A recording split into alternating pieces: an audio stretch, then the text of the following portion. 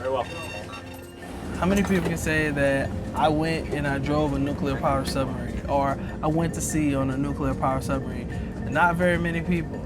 Torpedo evasion. Being 20-something years old and being in charge of nuclear weapons, that's pretty impressive. What I really want is a sailor who has heart. He has pride in his ship. He wants to go out there and succeed in every task. I chose submarines because I love the fact that they're undetectable for the most part, and strike capabilities from out of nowhere.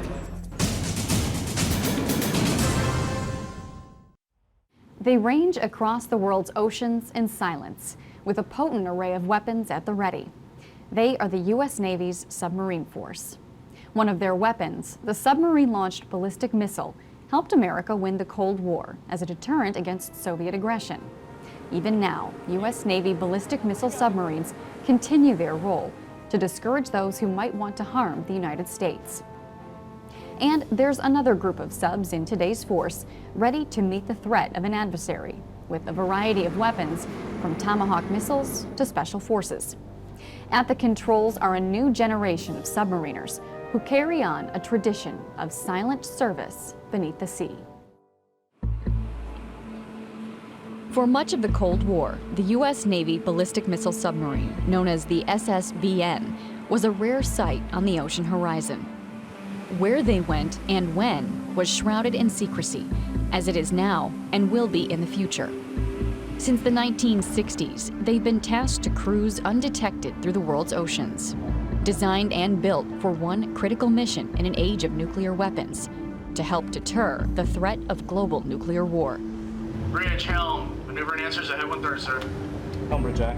Their crews call them boomers, and at 560 feet, the nuclear-powered USS Rhode Island is among the U.S. Navy's fleet ballistic missile subs on watch. From the outside world, they strive for stealth and surprise, while inside, the world of the Rhode Island hums with activity unique to the submariner. Dock, dock.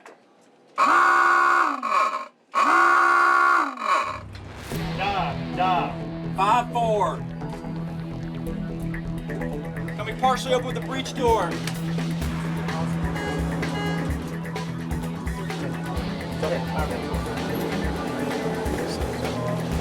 Team away. Prepare 11. Denote 12.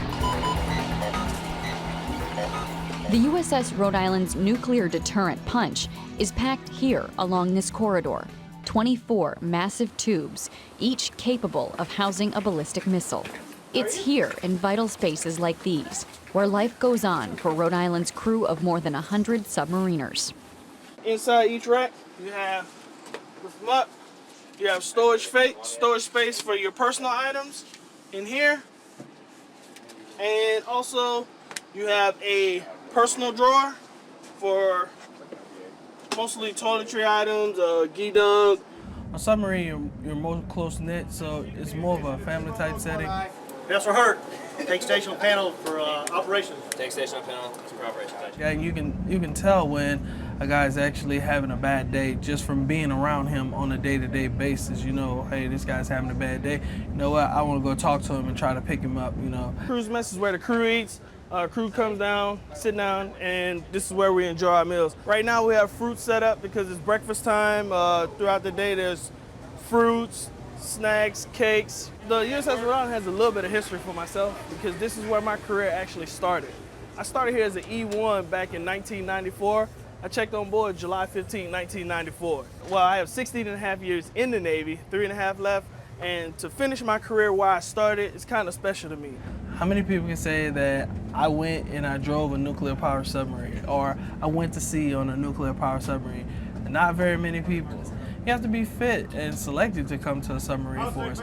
And that was the thing that attracted me the most, is that the submarine force was different from everything else. Secure from general emergency. When junior guys come in, we train them that, hey, what we do is important, so we're supposed to remain submerged and undetected, so we instill that in them that, hey, being submerged and undetected counts a lot for what we do. As they go through their qualification process to earn their submarine qualifications, they learn more and more about, you know, being submerged, undetected, and how how much we depend on them as much as they depend on us to be able to save their lives. We depend on them to be able to save our lives at the same time. Mr. Ford launchers, by them not other two clears. My name's MT1 Joe Ament. And we operate the system panel to actually operate it so we are able to launch a weapon. The switches here, we have to line them up to be able to launch the missile. Each tube is specific to allow us to open the hatch and pressurize the tube. I tried out college, didn't work. I had a little part-time job. I was like, hey, driving home one day, might as well check it out. Once I got to my first boat, they welcomed me, and I don't know if I did something or the stars lined up, and they accepted me for who I was and how I worked, and I've been going full speed ever since. We stand 6-hour watches. You're either on coming, off going, or on watch, and you just stand your 6-hour watches. Then when you're off going is when you have to do your maintenance, your cleanup, and all that.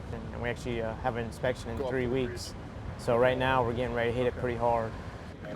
Set condition 1SQ for training without guidance with launcher. This is the captain. This is an exercise. I'm Commander Bob Clark, USS Rhode Island Blue Crew commanding officer.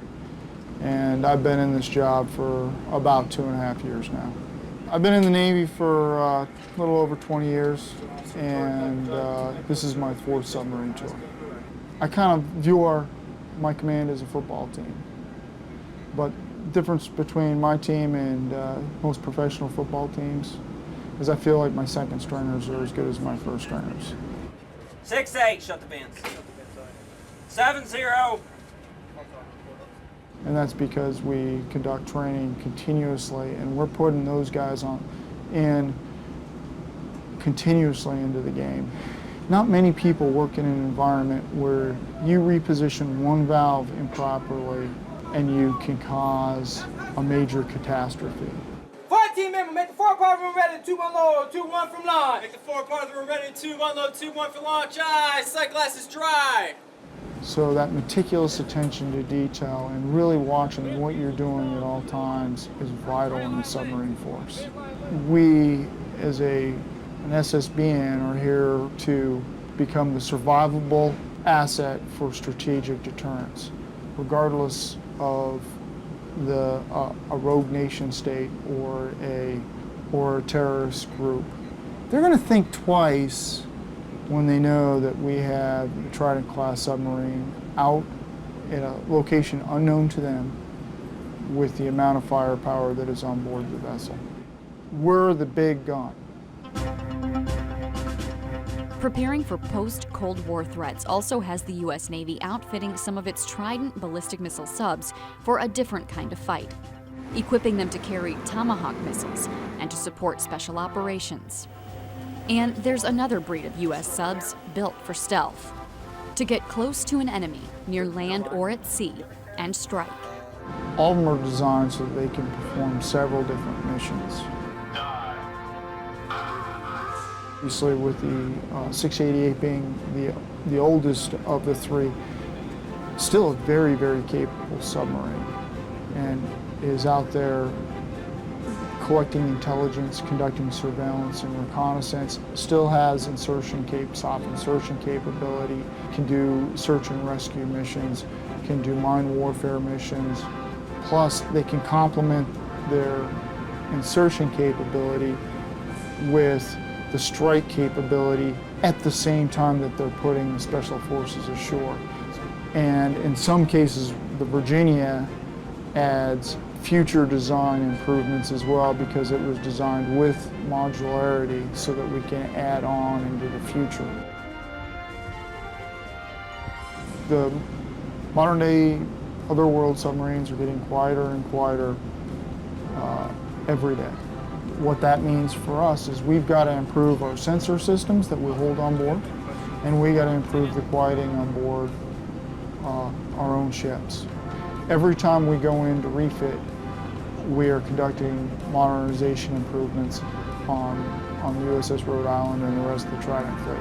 The concept of deterrence hasn't changed. It's that unknown, the unknown of there may be a ballistic missile submarine out there waiting waiting in the wings is what keeps a lot of countries from doing things to the U.S. is because they don't know there's that fast attack submarine or there's that ballistic missile submarine out there, and they just don't know, can't find us. We remain submerged, undetected. Overall, it's still the crew is driving the submarine. And the better your crew is, the better the boat's going to be.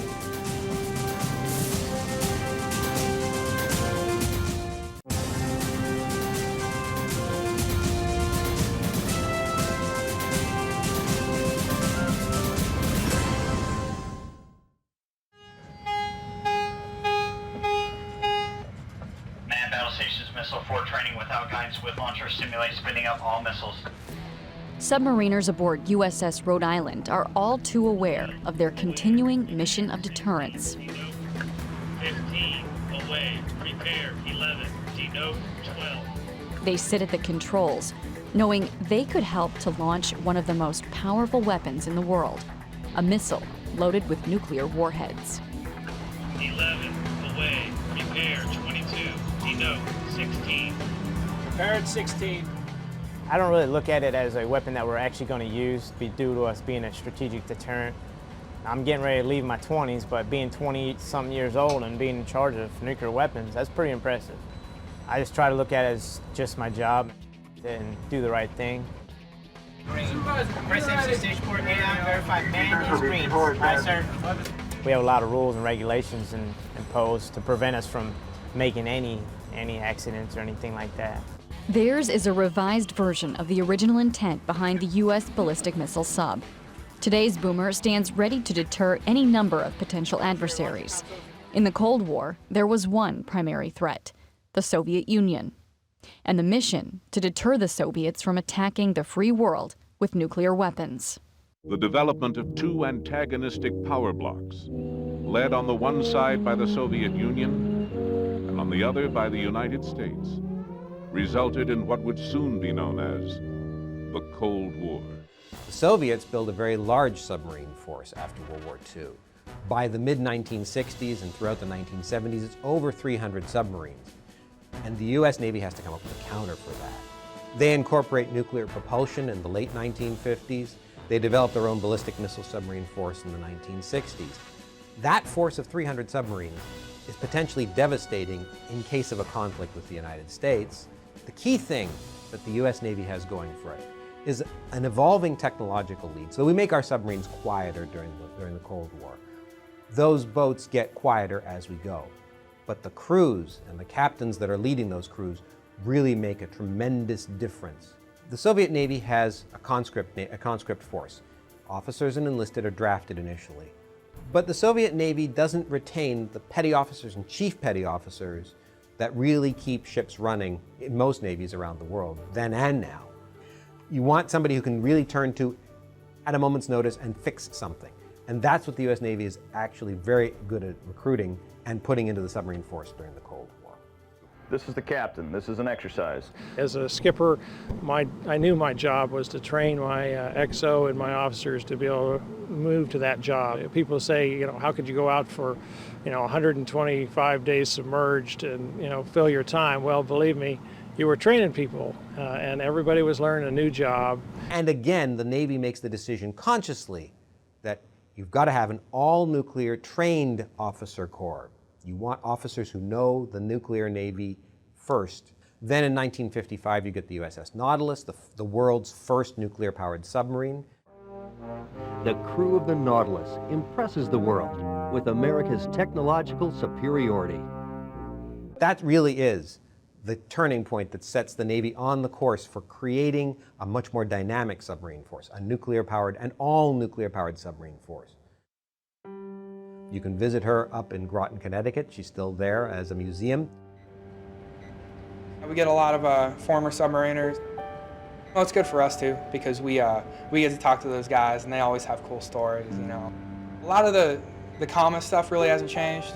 Some of it's gotten more refined, The ship's control panel has evolved over the years, We drive a little bit differently now. Overall, it's still the crew is driving the submarine, and the better your crew is, the better the boat's going to be.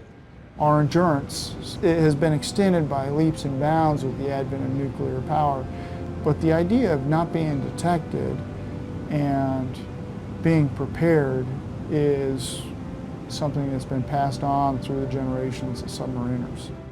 Expedition on USS Rhode Island. First off, we'll read a story of one of our World War II submarines.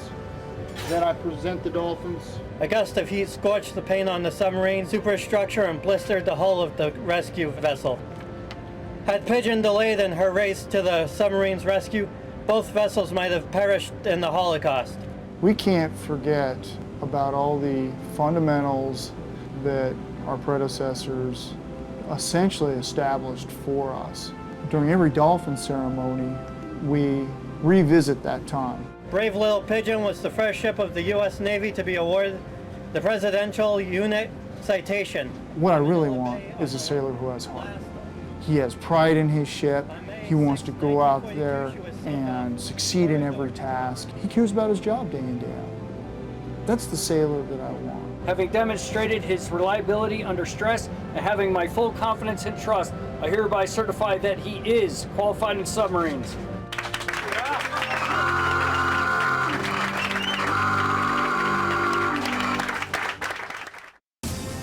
Torpedo men in general work very hard together, work very close together, because it takes more than one person to tube load a weapon and protect the ship.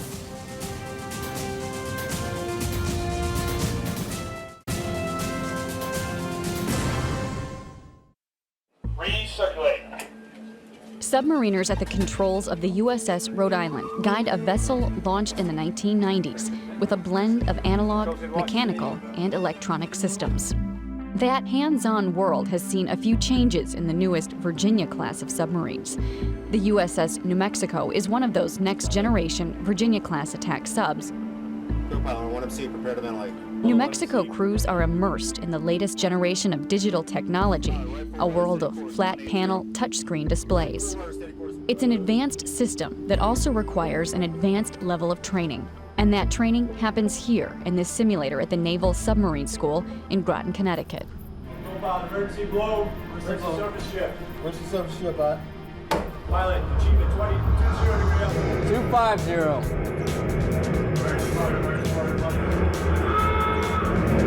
20 degree up angle.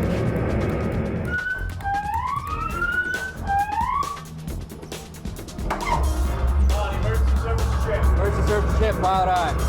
Plane. Pilot, all in 2/3. All in 2/3, pilot eye. Pilot, all in standard. All in standard, pilot eye. I'll say.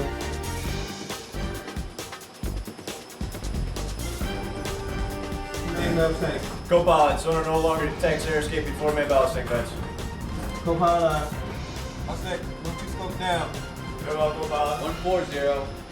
The ship's control station that you see here is all exact replica from a Virginia-class submarine, up to the point where we could take one of those screens and actually put it onto a submarine. 130.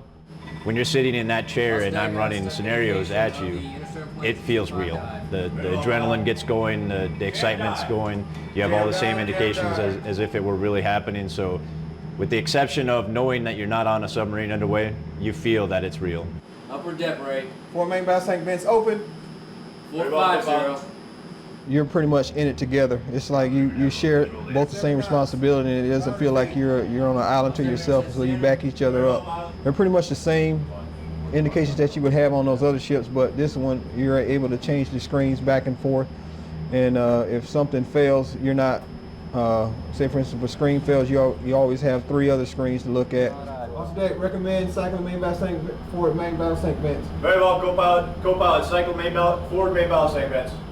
With the joystick, it's a finesse to it, because you're used to pushing and using your muscles, and now all you do is you're moving your hands back and forth, so it takes a little bit to get that finesse. I'll stay there and say 2/3. Very well, pilot. 400 feet. 75.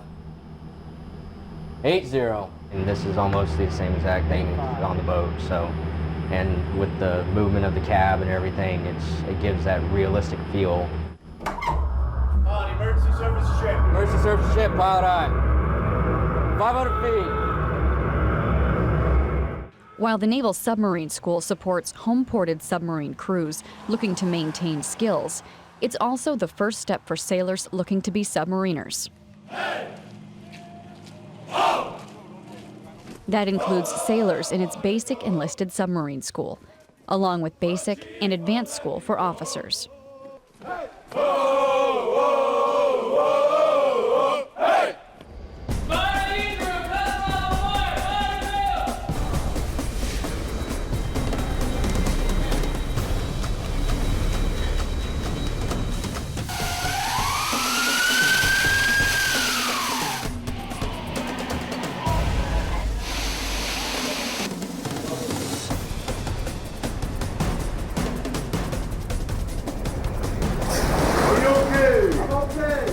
Because of the different skill levels and experience levels, both in the fleet returnee and the new accession into the submarine force, you're almost building their level of knowledge and their experience level from the ground up.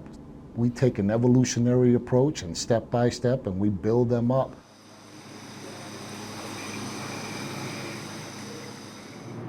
I am a part of the Navy right now, but having no sea time experience, you kind of feel a little separated.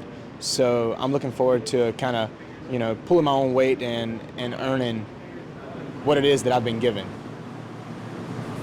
I've toured a few submarines, and whenever I become engineering officer of the watch, I'm going to be in charge of the reactor. So that's going to be pretty hefty. So you have to know what you're talking about when it comes to that. Now, when we do PKP, we'll have a hydraulic rupture. From a hydraulic rupture to a bilge fire. So it's a hydraulic. There's so much to learn. The capabilities of our systems are so vast that you're limited in the amount of instruction you can give.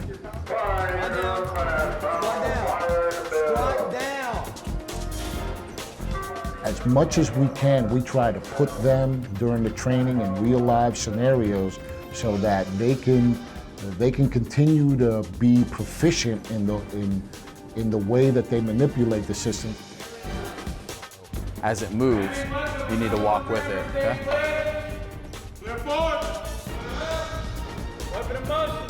David Huddleston, I work at Nav Sub School. I am a torpedoman chief.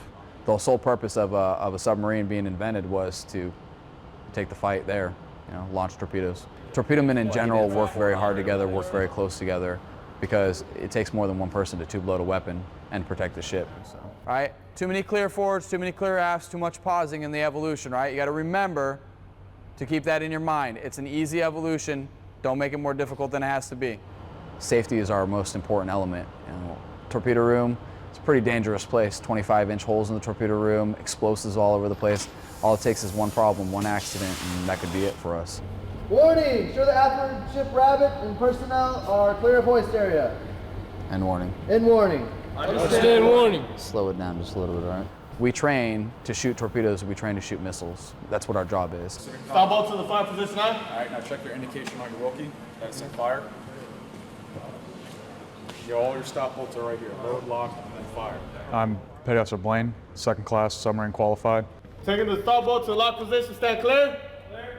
Torpedo mates have just a long history. I wanted to be part of that history. We're very proud. We know how to get the job done, and I like to consider myself that way, and I thought I would fit in perfectly. Taking the strain on rammer number one, stand aft first, stand clear. Taking strain on rammer number one, aft first, stand clear.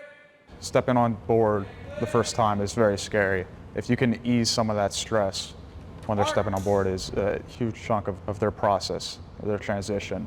I always keep telling you over the last 4 weeks that we've been together, foresight is the most important thing for us to have. I could go back to the whole pride thing as a torpedoman. A submarine without torpedomen on it and torpedoes on it, it's just a pleasure craft.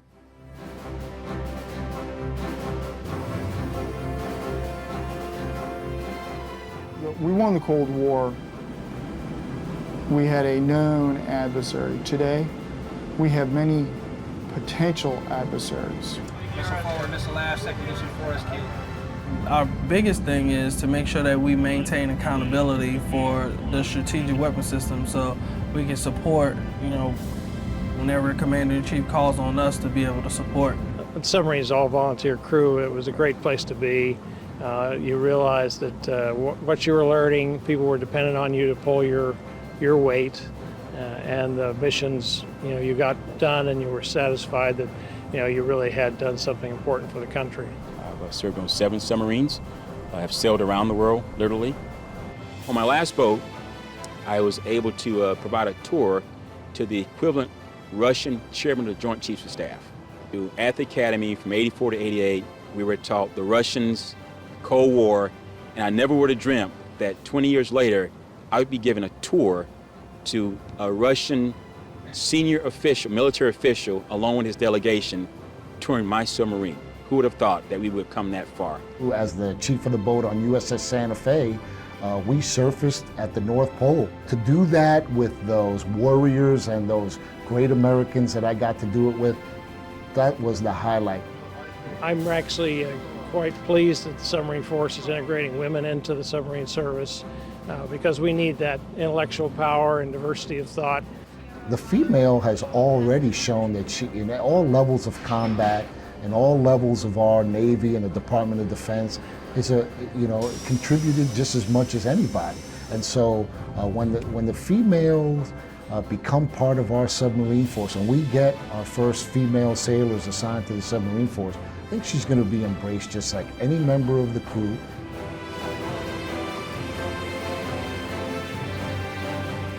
Robots can't perform our jobs. Robots can't make the judgment calls that we have to make. Installing vent fuses. Install the proper vent fuses. Stand caution, loosening neural knob. We have an area and the rear rim is in motion and warning! Understand warning! But we get a little bit scared sometimes that eventually that the computer technology will take over our job, but I don't think they'll ever take the humans off submarines.